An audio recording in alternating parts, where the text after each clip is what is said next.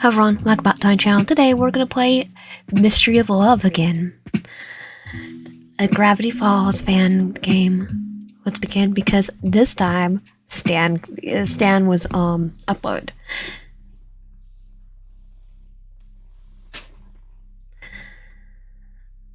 So last time we did Ford.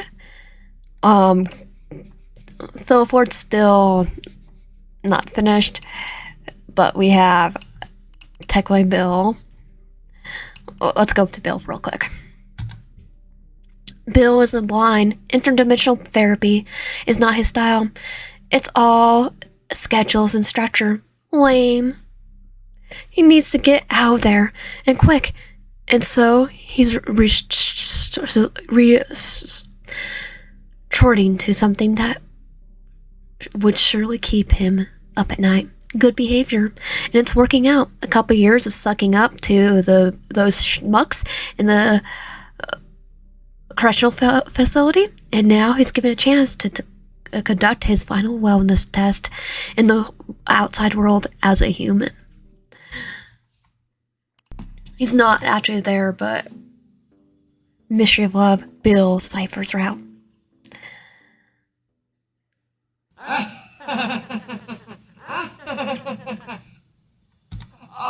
Oh, I know you missed me, but this is just rich. You're all alone on Valentine's Day, so you decided to try and have a date with not only me, Bill Cipher, but a human version? Yes. I almost feel bad that you're so desperate to fill your cold, empty human heart. As much as I'd love to pick apart your stupid little human brain in exchange for surface-level validation, those pathetic meat sacks on the team still haven't finished my route. If they're gonna take that long, it better outshine Sixers, Fezzes, and Spec Sprout. Chop chop, am I right?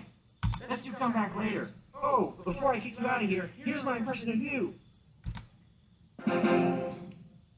He got Bill's impression of you sticker. Okay, now let's go to Ford, Stan's route. And then maybe we'll go Ford's route too, again.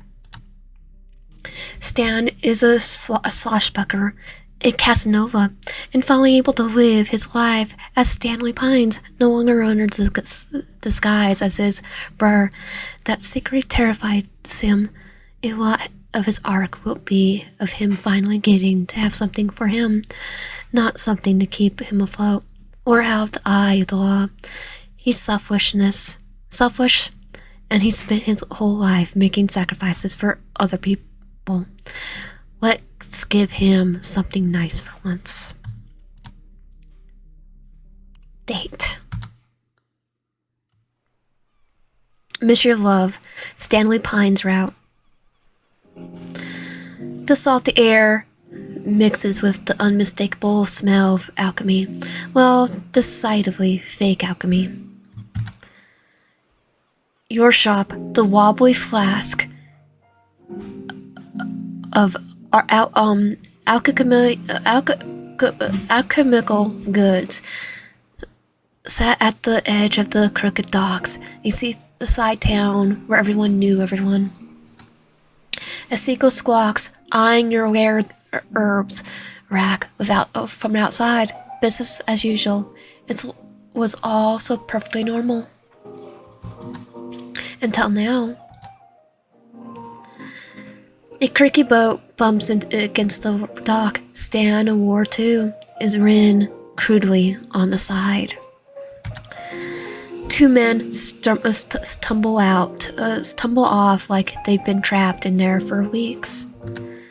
One gruff guy in a trench coat and beanie, already shoving the other, a bicycle, serious-looking guy in a turtleneck.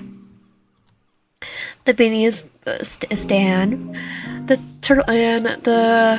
turtleneck is Stanford.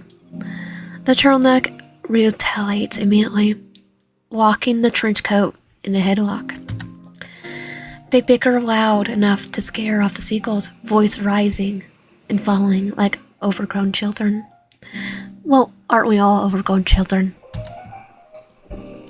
You lean against the counter, smirking as you watch the show. You chump.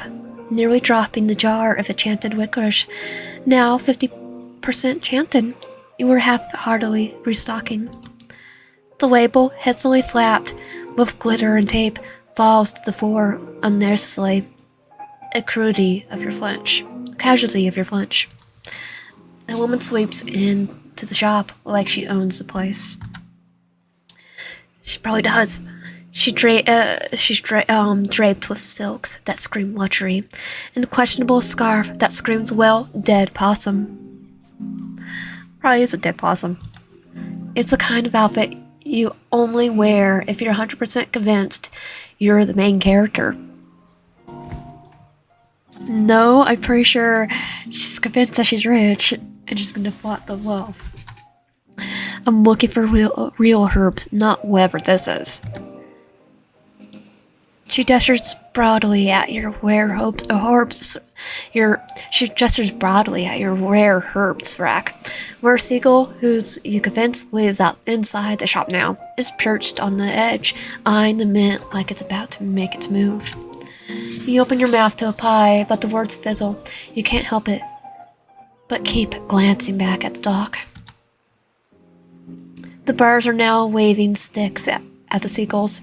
It's like they're trying to communicate. It's like, I want to see them. Excuse me, I said I need the best you got. Something real.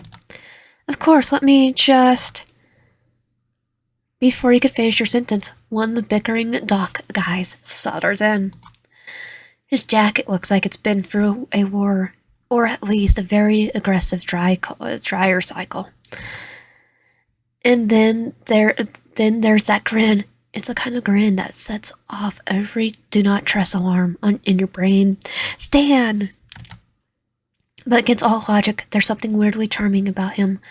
Like if a used car salesman somehow convinced you they really could get you a good deal. Yeah, it's Stan. Whoa, sorry for eavesdropping, but did I hear someone ask you for premium goods? You blink as he leans dramatically against the counter, already making himself comfortable. Well, lady, you're in luck. You want the best? Easy. Grab the moonshade mint over there. That stuff is secret sauce of potions. Makes anything work, even the forbidden spells. And what exactly makes you the expert? His brother. Stan Pines. Let's just say I'm a connoisseur of just about everything. Moonshade mint? Top tier, trust me. Moments later, the woman waddles out of your shop with an armful of overpriced moonshade mint. Which, for the record, is just crushed peppermint, glitter, and sparkles of household herbs. A recipe inspired by your favorite novel of yours. Stanley turns to you with a self-satisfied grin and a wink. Rich suckers. Buy anything if you sell it right. You're welcome, by the way. You glance at the now empty shelf where your bestseller used to be. The name's Stanley Pines, at your service, and you are? Type your name. Ian. Pronounce she, her. How do you know what they wanted? Easy, they smelt like rich sucker with zero clue. People like that, they know they're not here for the product, they're here for the story. And con artists would know how to con someone. Stan's one of us to con. The bells and whistles, the drama, you sell them the feeling of being important. That's the real magic. Or you sell them on a mystery shack. Well, the mystery shack. You sound like you're speaking from experience. Oh, Ian, you don't know the half of it. Stanley leans against the counter, tapping his chin like he's hatching some sort of master plan. All right, Ian, how about I teach you a real lesson? Time to master the fine art of strategic upselling. Let's snag some real cash. Should I be worried? Nah, you're in good hands, trust me. I'll walk you through it. Yeah, real good hands. with the only con he's ever been really successful with is the Master Shack. Outside, the two of you stand near the shop entrance, scanning the docks like a pair of optimistic seagulls. Rule number 1, read the crowd. See the guy over there? He's got a easy marker in all over him. Let's sell him something special. Special like hat? Don't overthink it. Just watch and learn. You watch as Stan strolls up to the middle-aged man, spotting an oversized hat in the camera. His hat is covered with sea monsters, while his camera hangs at the ready, eager to capture anything vaguely mysterious. With the ease of practical con artist, Stan launches into a story about the mermaid scales that protect sailors from storms. The man buys 2 jars on the spot, his eyes wide with wonder as he clutches the jars like treasure. I mean, that will get anyone. Or some people go, yeah, right. Few people. Stan returns to you, his grin as wide as the sea, jiggling the pouch of coins triumphantly before saying the money on the counter. And that, my friend, is how it's done. Your turn.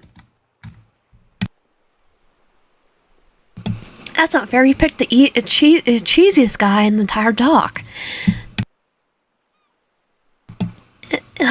Well, don't worry. The dock's full of obvious marks. You just gotta keep your eyes peeled. His bird's not one of them. You jiggle, pushing him aside and heading your charm to your own customers. Your attention is drawn to a girl lingering near the shelves. She's holding a sack of bucks in one hand, her free hand hovering uncertainly over a jar of herbs labeled Starlight Lavender. Her expression is skeptical, but there's a flicker of curiosity in her eyes. You step forward, ready to help. You stand method. You seem to be the magical type. It's no big inner herb. You can do some real powerful stuff with it. The Starlight Lavender is a solid choice for the real magical types, you know? You really wait on Vic. Somewhere, a real scam artist is nodding in approval. Yeah, right behind us. She hesitates for a moment, before smiling, the tension in her shoulders easing. I guess it couldn't hurt to try. That's the spirit. Worst case, your room smells amazing. Best case, you unlock ancient wisdom. There's no loss. This small sale, but hey, at least you look excited. You really did sell the experience. You could tell you made her day just a little brighter. As she heads to the counter with her purchase, you can't help but smile, feeling like you've done more than sell herbs. You gain a little piece of magic. Cute, you went with the genuine charm angle. Bold, not bad for a rookie. Whoa, who said I was a rookie? Maybe I've been running this place longer than you think. He snorts, cruelly amused. Right. It's rude of me to assume. I didn't mean to question your vast, mysterious experience. Some people don't need a flashy pitch. Sometimes they just want something that feels right. Even if the shop is a little unconventional, that doesn't mean there's nothing real here. Stan smiles, clapping on your back, grinning like you joined his super secret club. I guess I misjudged you, Lion. You got quite the knack for this. But tell me, are you sure you're playing with the right team? What's that supposed to mean? I mean, you're honest, very, very genuine, which is great on its own. But this kind of shop, you gonna need to lie to make it through. Joe and people like that don't last in this game. You know, it just doesn't seem like your kind of thing. There's a strange look in his eyes, like he's remembering something.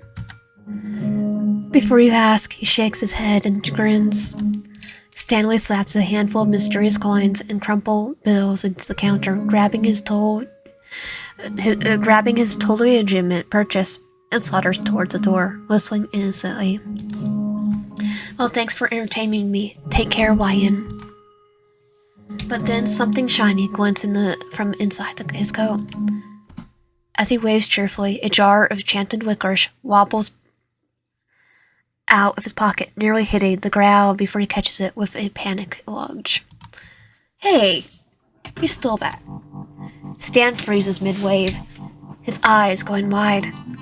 It's the exact look of a raccoon gives when you turn on the porch light and find it elbow deep in your garbage. Smoke bomb! He throws his fistful of glitter into the air with dramatic flourish. The glitter sparkles uselessly. It floats to the ground, and a sad slimmer coating both of you. There's a long, awkward beat of the two of you lock eyes. Before he can say anything, Stan bolts the door, muttering under his breath something that sounds like maple. You vault over the counter, hot on his heels. Stan tears down the docks, arms flaring widely, the sound of his uneven footsteps echoing out off the wooden planks. Ford, start the boat! As far end of the dock, a stern man with glasses, Ford, apparently pokes his head out from behind the controls of a rickety boat. Stanley, what did you do this time? Ford scrambles to untie the boat. Despite his age, Stanley moves with a surprising agility, vaulting over railings, sliding down the dock stairs, and falling tumbling onto the dock with undignified oath. It's like he's still gonna run. He groans, rubbing his back, lunging back into action, just as quickly as he fell out of it. Okay, throw me the rope. Ford tosses the rope and Stan grabs it with one smooth motion. Sorry, Toots. It's just part of the business.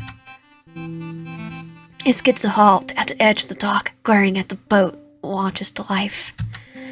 Your frustrated bubbles over as Stan gives you a cocky salute. But just as he opens his mouth to say something undoubtedly obnoxious. Clunk. Did it just ruin themselves? The boat collides with a jagged rock. The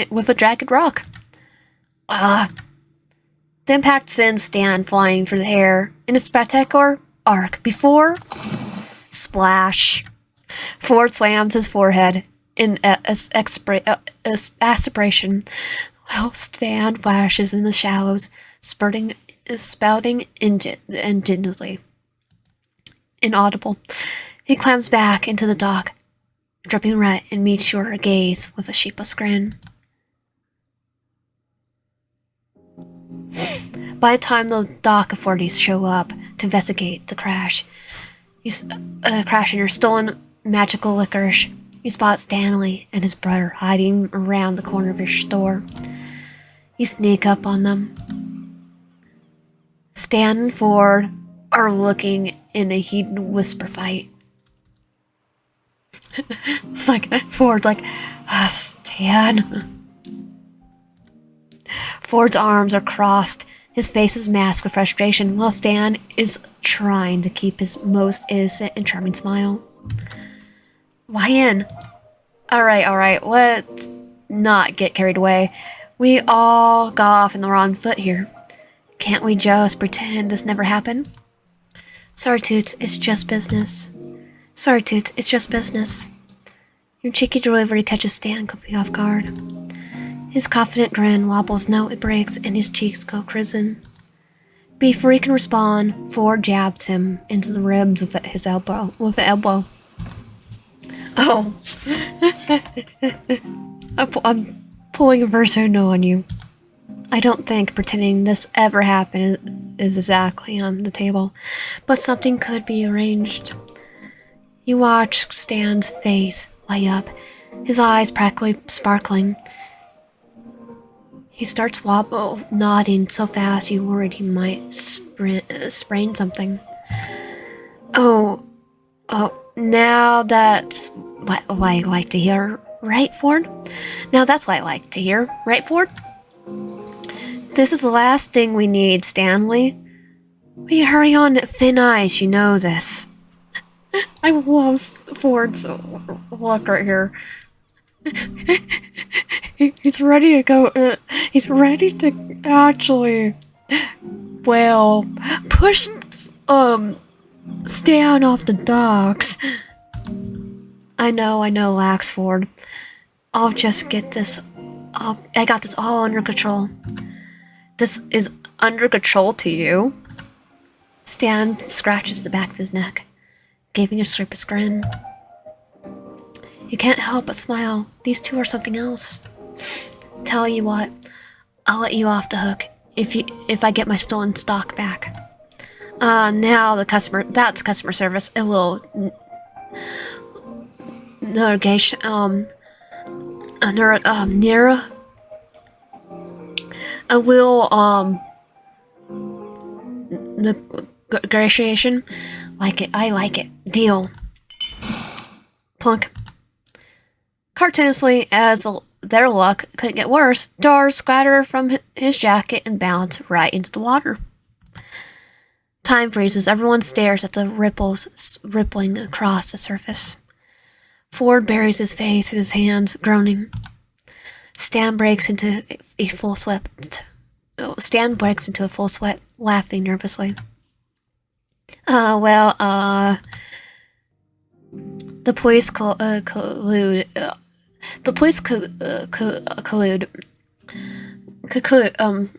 Police finished their investigation. The boat was severely damaged, despite how small the rock appeared. Well, we could probably tell you that. You definitely knew people in town would be happy to fix it. You definitely knew people in town who would be happy to fix it, to fix the damage. But the problem was whether or not you should ask for their help. The police hand you what's left of your magical licorice, a soggy, sticking mess. You glimpse. You notice the bars off to the side again. Do you realize how much trouble you caused, Stanley? The last thing we need was to get banned from the only magical shop for miles. It was all fake stuff, Ford. Come on, Ford. Magical shop is a bit stretch, don't you think? It's mostly glitter. Glitter or not, the licorice was our last hope. Ford pulls something from his jacket. A tiny, semi-aquatic creature wrapped snugly in a scarf. It looks like a part wet cat, part something else entirely, with stick fur and big soggy eyes, blinking up at you cluelessly. And I think it's purring. Time seems to stop. Your shop, the one you always assumed was full of fun and harmless gimmicks, might have actually been selling something magical. Right in front of you was proof of the supernatural. Without magical hydration, it'll dry up completely. That licorice had all the right properties. It was our last shot, and now we're back to nothing. I know. I didn't mean for things to go sideways. I didn't want to mess it up anymore. I just didn't want to mess it up more. The licorice wasn't cheap, Stanley, I overheard you talking about our experiences, okay? I figured if I could handle it, I'll save you some stress. Stanley, we're tight on funds, sure, but we've always been through worse. You didn't have to steal. There's something called haggling, Stan. I know. I was just trying to save the day. Ford's frustration seems to wane, replaced with exhaustion and recurrent admiration. You're impossible, you know that? It's part of my irresistible charm. The bars share a quick, awkward hug, Ford patting Stan on the back with more affection than he probably intended to show. You can't help but admire Stan's selfishness, even if his methods left a lot to be desired. Why in? Hey there. So, nice weather we're having, huh? Ford quickly hides the creature in his jacket, his expression stunning, but his body language is screaming, act natural. You smirk, casually nipping a piece of soggy licorice. It tastes as terrible as it looks. Care for one? The bars change and weaved looks. Stan snatches a piece so fast, it's as if he thinks you've changed your mind. Thank you. I'm a huge sucker for licorice. Hey Ford, hold on to this for me. Ford discreetly slips the licorice to the creature. Huge slurp and much noises follow. The bars exchange nervous glances, both pretending not to hear the racket. Let's work out a deal. Well, the police said I could repurpose your stuff, but honestly, I hate paperwork. The police said I could repossess your stuff, but honestly, I hate paperwork. So how about we work out a deal instead? Now, you're speaking my language. What kind of deal are we talking about? You working for me. Here's the deal. You and your bar work at my shop until we fix up your boat. Prove you're as good as you say, and maybe I'll even throw in some tips. Stanley's face lines up immediately, but Ford still looks skeptical. Your boat's out of commission for a while anyway. I got family who can repair it. We even got a spare room in our attic. You can stay free of charge. The bars exchange looks, both surprised by your generosity. Oh, wait, so they're going to the attic just like Maple and Dipper stayed in the attic in the mystery shack. Stan gestures towards Ford, silently asking him to make the final decision. We'll take the deal, thank you. The tension breaks as Stanley's face splits into a huge grin. He claps Ford on the back, and the two share a quick bout of roughhousing before running off to gather their things. Just before Stan heads off, he hesitates. Trimmed back, his usual smirk is replaced by something softer, more genuine. You know, you didn't have to do this. I know I wanted to. Besides, if you sell like you sold most of my stock this afternoon, then your stealing from me might be the best thing that's ever happened to my shop. Stanley laughs, the sound warm and light. Thanks, Ryan, for everything. The moment lingers for the air thick with something unspoken. And then, as if remembering himself, Stan averts his eyes, his grin creeping back into its usual cheeky form. I was gonna say, now we got a new persona. The bars were different. He never met anyone like them before. Sure, Stanley stole from you, but there was something more to them, a kind of desperation mixed with charm that made you curious. And that creature they found proved that the creatures, weren't just fantasy. This was real. How could you let this opportunity slip away? Stanley might have stolen from you, but he also brought you something else entirely, possibly. Demo end.